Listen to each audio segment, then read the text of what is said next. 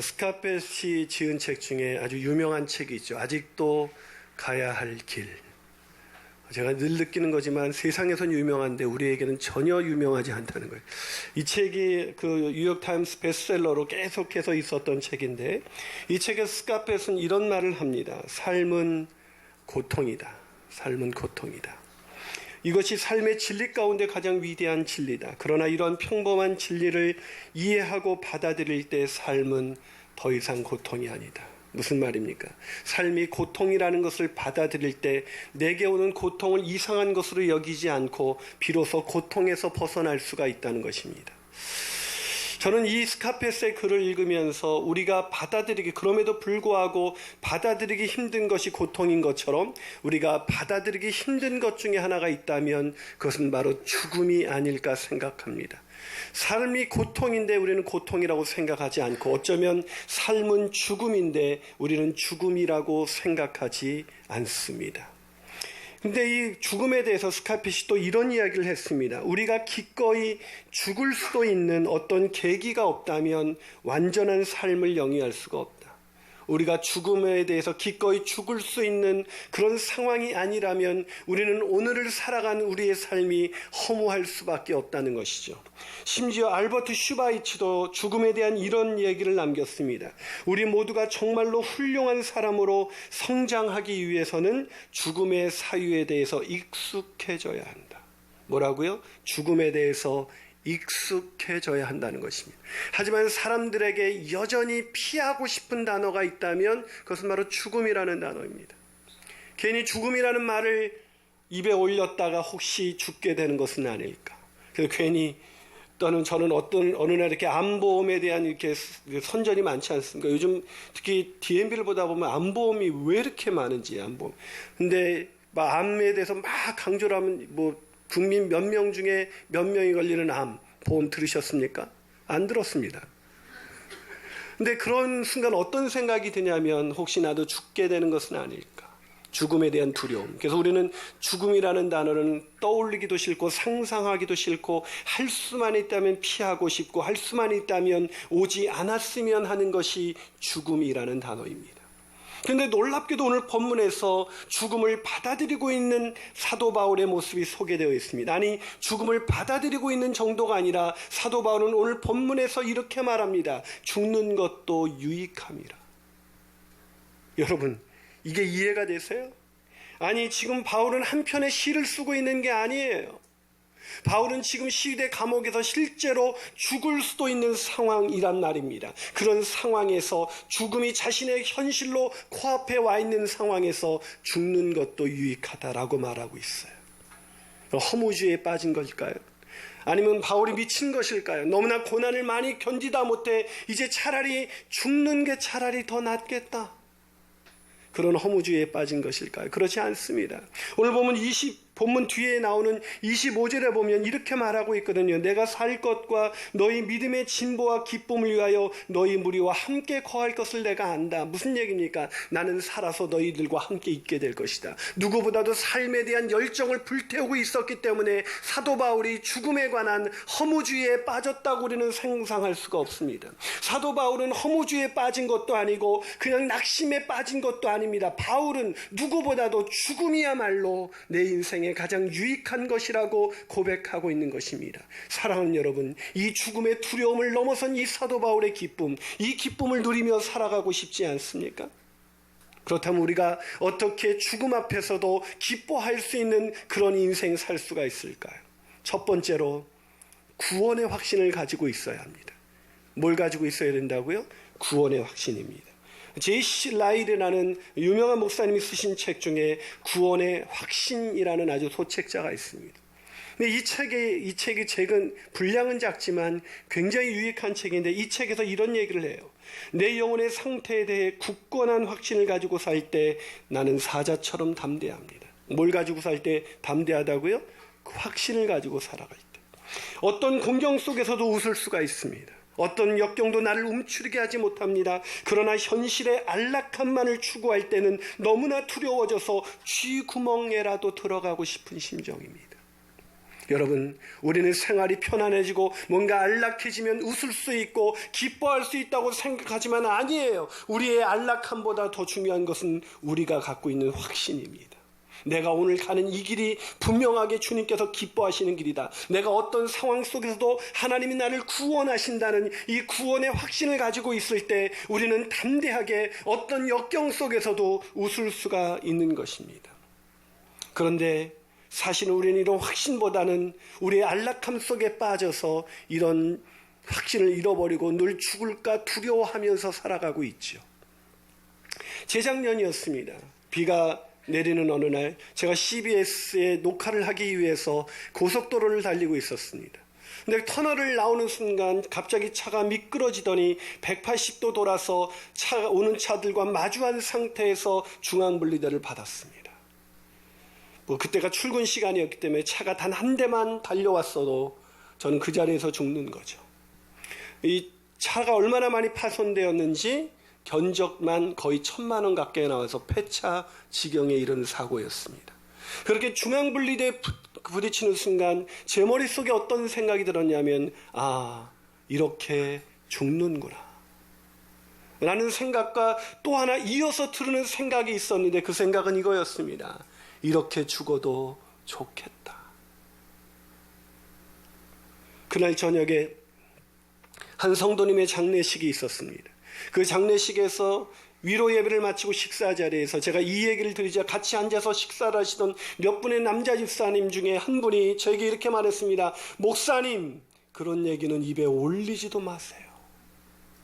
죽어도 좋겠다는 말을 올리지도 말라는 거예요. 한 집사님은 남자 집사님인데 울고 계셨습니다. 제가 죽는다는 게 그렇게 슬픈가 봐요. 여러분은 아무렇지도 않으신데 목사님, 죽는다는 말 꺼내지도 마세요. 여러분 정말 그렇지 않아요? 우리는 죽음이라는 단어를 두려워합니다. 꺼내고 싶어 하지 않습니다. 믿음이 없는 사람만 그런 것이 아니라 믿음이 있다고 생각하는 우리조차도 마찬가지예요. 할 수만 있다면 죽음을 지연시키고자 매일 건강에 도움이 되는 음식을 먹고 건강에 필요한 비타민을 비롯해서 여러 가지를 매일 꺼내 먹기 시작합니다. 왜 사람들은 죽음을 두려워하는 것일까요? 왜 사람들이 죽음을 두려워하는 것일까? 생명이 끝나는 것이 두려운 것일까? 아니에요. 여러분, 생명이 연장된다고 얼마나 더 연장되겠어요? 생명이 끝나는 것을 두려워하는 것이 아니라 생명이 끝나는 날 심판이 있기 때문입니다. 히브리서 9장 27절은 이렇게 말합니다. 한번 같이 읽어볼까요? 27절 시작. 한 번 죽는 것은 사람에게 정해진 것이요 그 후에는 심판이 있으리니. 뭐가 있다고요? 심판이 있습니다. 그렇습니다. 인간에게 죽음이 두려운 것은 그 후에 심판이 있기 때문인 것입니다. 다시 말해서 심판이 있는 한 죽음을 두려워하지 않을 수 있는 사람은 아무도 없습니다. 하지만 오늘 놀랍게도 바울은 본문을 보면 그런 심판이 예비되어 있는 죽음 앞에서 기뻐합니다. 어떻게 기뻐할 수가 있었을까요? 그것은 바울에게서 죽음은 심판의 날이 아니라 바울에게서 죽음은 바로 자기를 온전히 이 연약한 육신에서 완전히 구원하시는 구원의 날이었기 때문입니다. 할렐루야. 우리 모든 그리스도인들에게 죽음은 구원의 날입니다. 새로운 시작의 날입니다. 하나님의 새하늘과 새 땅이 열리는 날입니다. 아멘이십니까? 그렇기 때문에 내가 이렇게 말씀을 드리면 어떤 분은 이렇게 말할 거예요. 어떻게 바울이 왜 그런 확신을 가졌을까요? 오늘 본문에서 그런 확신을 가진 이유를 이렇게 말합니다. 자, 본문 19절을 한번 읽어볼까요? 19절입니다. 있습니다. 시작. 이것이 너의 간구와 예수 그리스도의 성령의 도우심으로 나를 구원에 이르게 할 줄 아는 거로. 뭐라고요? 너희의 간구와 성령의 역사하심을 따라 나는 반드시 구원을 받게 될 것이다. 이 놀라운 구원의 확신이 죽음의 두려움을 뛰어넘는 기쁨을 가지게 만들었던 것입니다. 그렇다면 어떤 사람이 말할지 몰라요. 목사님, 여기서 구원이라는 것은 영혼 구원을 말하는 것이 아니라 옥에서 풀려나는 것을 말하는 것입니다. 네, 맞아요. 1차적으로는 그래요. 하지만 여기서 구원은 단순히 옥에서 풀려난다는 것만을 말하지 않습니다. 뒤이어 나오는 본문을 보면 20절에서 내가 살든지 죽든지라는 표현을 씁니다. 내가 살아날 것을 확신하지만 죽을 수도 있다는 것을 전제하고 있어요. 왜요? 시위대 감옥에서 살아난 사람 없었거든요. 죽을 수도 있다는 것을 충분히 염두에 두면서, 그러나는 하나님이 살려주실 것이나, 그러나 혹시 그리 아니하실지라도 나를 구원하셔서 이 고난 가운데 나를 성화시켜 주시고, 이 고난의 끝에서 내가 죽는다 할지라도 나를 영원한 생명으로 인도하실 그 구원의 하나님을 나는 신뢰하고 있습니다라고 말하고 있는 거예요. 아멘이십니까? 사랑하는 여러분, 우리 인생에서 죽음을 두려워하지 않기를 원하신다면 구원의 확신을 가지십시오. 오늘 죽어도 천국 갈 수 있는, 아니 오늘의 죽음이 새로운 새날이 열리는, 새하늘과 새 땅이 열리는 구원의 날이 될 줄로 믿습니다. 이 믿음을 가지고 죽음을 넘어선 기쁨을 가지고 살아가시는 저와 여러분이 되시기를 주님의 이름으로 축원합니다. 한 발 더 나가서 우리는 어떻게 죽음 앞에서도 기뻐할 수 있을까요? 그 두 번째 비결은 인생의 목적을 알아야 합니다. 인생의 목적. 인생의 목적이 뭐예요? 왜 사세요? 오늘 무엇이 여러분의 심장을 뛰게 하십니까? 최근 서점가에 주목할 만한 한 현상이 있습니다. 그 뭐는 서점가를 가보면 최근 노년과 죽음에 관련된 책들이 쏟아져 나오고 있어요. 한국 사회가 초고령화 사회로 진입하면서 이제 우리의 관심은 노년과 죽음이라는 것이 되어버렸습니다. 근데 이 책을 보면 공통점이 있어요. 첫째, 노년을 어떻게 하면 재밌게 보낼 수 있을까? 반증한다면 노년이 재밌지 않다는 것이죠. 노년을 재밌지 않게 보내는 분들이 훨씬 더 많은 거예요. 또 어떻게 하면 죽음을 두렵지 않게 죽음을 맞이할 수 있을까? 거기에 모든 포커싱이 맞춰져 있어요. 모든 초점이 맞춰져 있어요. 그런데 그럼에도 불구하고 사람들은 여전히 노년이 재미가 없고 여전히 죽음이 두렵다는 것입니다. 왜 그럴까요? 왜 노년이 재미없고 꺼져가는 촛불처럼 그렇게 의미 없이 시간을 보내고 있는 것일까요?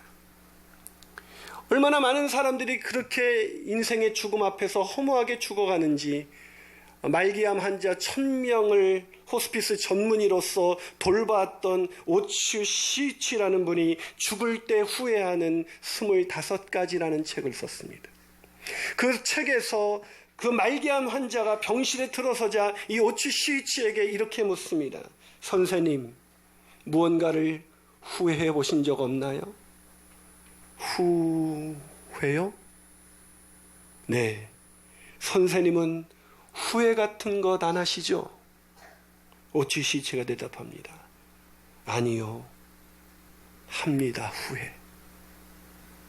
정말요? 네, 매일 후회합니다. 여러분은 어떠세요? 인생을 몇 년을 살아오셨든지 간에 오늘 여러분의 인생에 후회 없는 인생을 사셨어요? 어쩌면 우리가 여지껏 얼마 되지 않은 인생의 길에서 우리 인생이 후회로 점철되는 사건들이 있었다면, 우리의 끝에서 호흡이 멈춰지는 그 순간에도 어쩌면 우리가 죽음을 두려움 가운데 맞이할 수밖에 없는 것, 후회가 남는 인생으로 끝나기 때문은 아닐까요?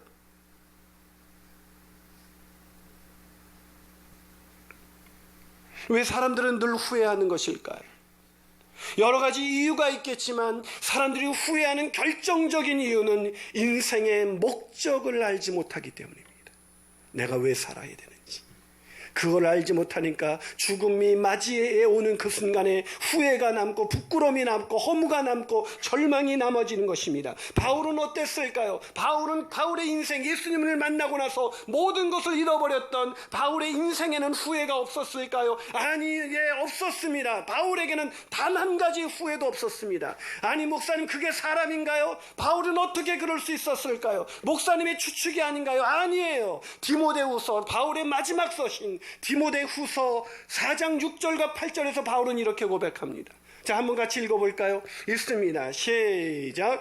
전제와 같이 내가 벌써 부어지고 나의 떠날 시각이 가까웠도다. 나는 선한 싸움을 싸우고 나의 달려갈 길을 마치고 믿음을 지켰으니 이제 후로는 나를 위하여 의의 면류관이 예배되었으므로 주 곧 의로우신 재판장이 그날에 내게 주실 것이며 내게만 아니라 주의 나타나심을 사모하는 모든 자에게니라. 전제와 같이 내가 벌써 부어지고 나의 떠날 시각이 가까운 그 시간에 사도 바울은 고백합니다. 나는 선한 싸움을 싸우고 나의 달려갈 길을 마쳤습니다. 사랑하는 여러분, 우리 인생에서 호흡이 멈춰지는 그 순간에 우리가 이런 아름다운 고백을 할 수만 있다면 우리는 얼마나 의연하게 죽음을 맞이할 수가 있을까요? 그러나 어느 날 호련히 임박한 죽음 앞에서 후회가 남는 인생, 부끄러움이 남는 인생, 허무와 절망뿐이 남겨진 그런 인생이라면 우리는 죽음이 얼마나 두려울까요? 바울은 후회하지 않았습니다. 바울이 후회하지 않았던 것은 인생의 목적을 정확하게 알았기 때문입니다. 바울은 오늘 본문 20절에서 이렇게 말합니다. 자, 본문 20절 같이 읽습니다. 시작. 나의 간절한 기대와 소망을 따라 아무 일에든지 부끄러워하지 아니하고 지금도 전과 같이 온전히 담대하여 살든지 죽든지 내 몸에서 그리스도가 존귀하게 되게 하려 하나니. 뭐라고요? 부끄러움이 없대요. 후회가 없답니다.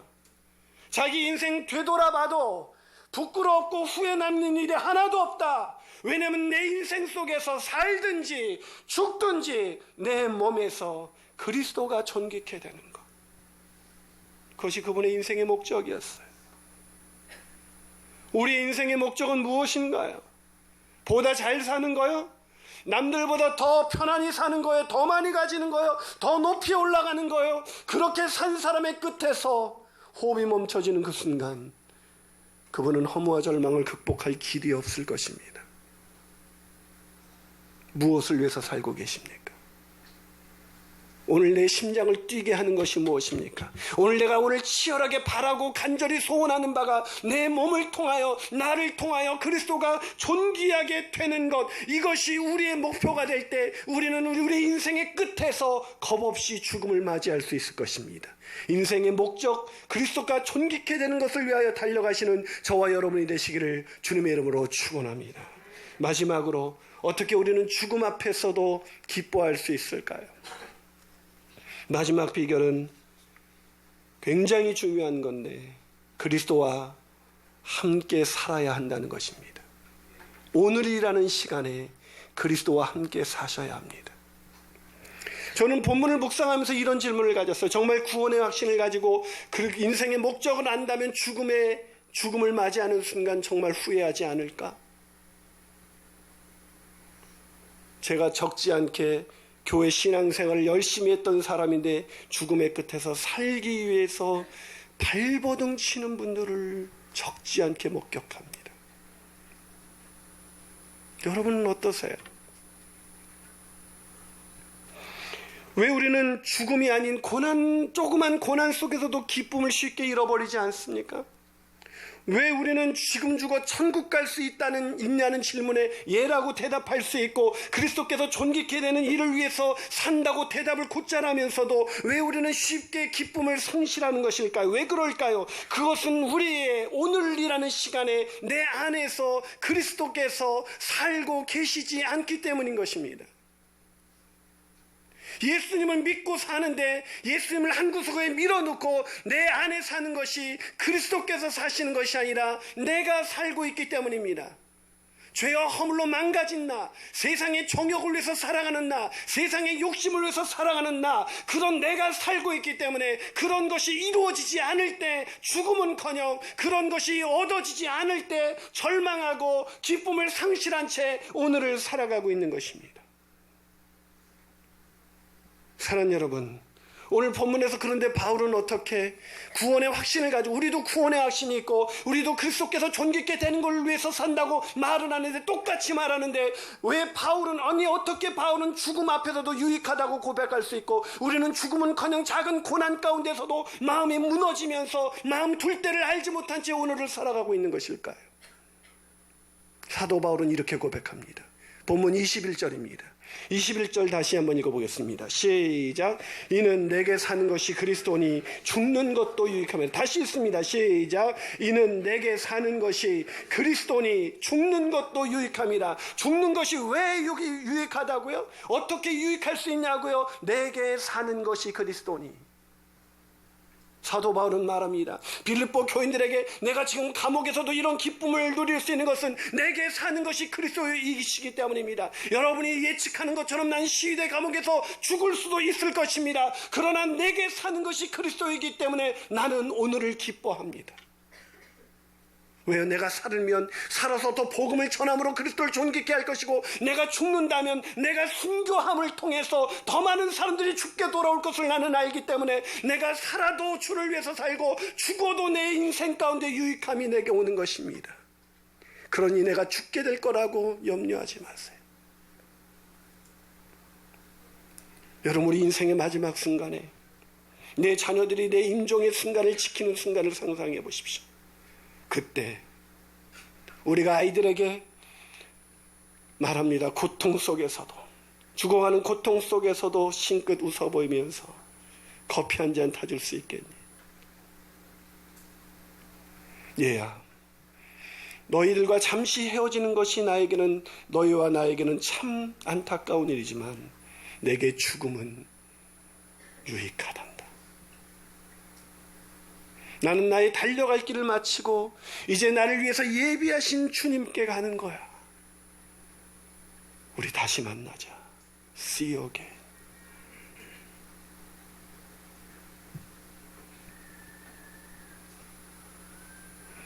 어떻게 바울은 죽는 것이 유익할 수 있었을까요?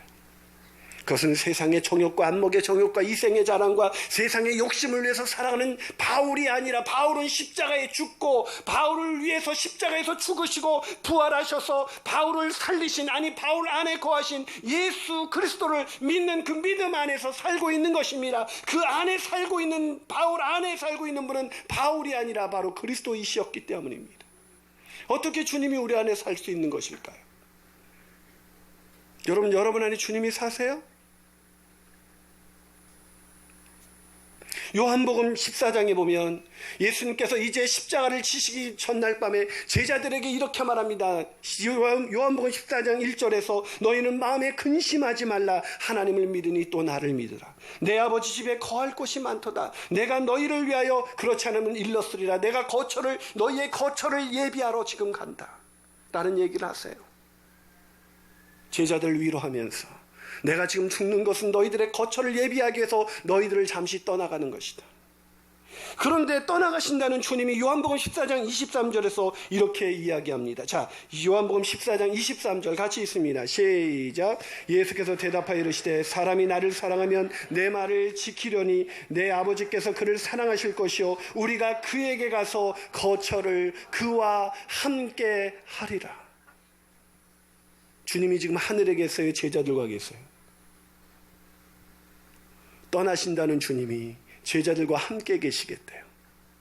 이 말을 제자들은 이해할 수가 없었습니다. 어떻게 떠나신 분이 우리와 함께 할 수 있는가? 그런데 마가의 다락방에서 오순절날 기도하는 순간, 성령이 임하시는 순간 그들 안에 다시 한번 주께서 영원토록 그들과 함께 계신다는 것을 그들은 경험하기 시작합니다. 이전에 십자가의 죽음 앞에서 뿔 뿌려 터졌던 그 사람들은 담대하게 복음을 들고 주를 위하여 자신의 목숨을 내놓고 겁없이 복음을 증거하기 시작합니다. 어떻게 이런 일이 일어났을까요? 이전에 살았던, 자기가 제자들이 살았던 제자들이 아니라 그 안에 예수 그리스도께서 살고 계시기 때문입니다. 그러기에 고난이 아니라 죽음도 두렵지 않을 수 있는 그런 놀라운 인생은 바로 우리 안에 예수 그리스도께서 살아 계실 때 가능한 것입니다. 그렇다면 오늘 저와 여러분 안에 누가 살고 계십니까?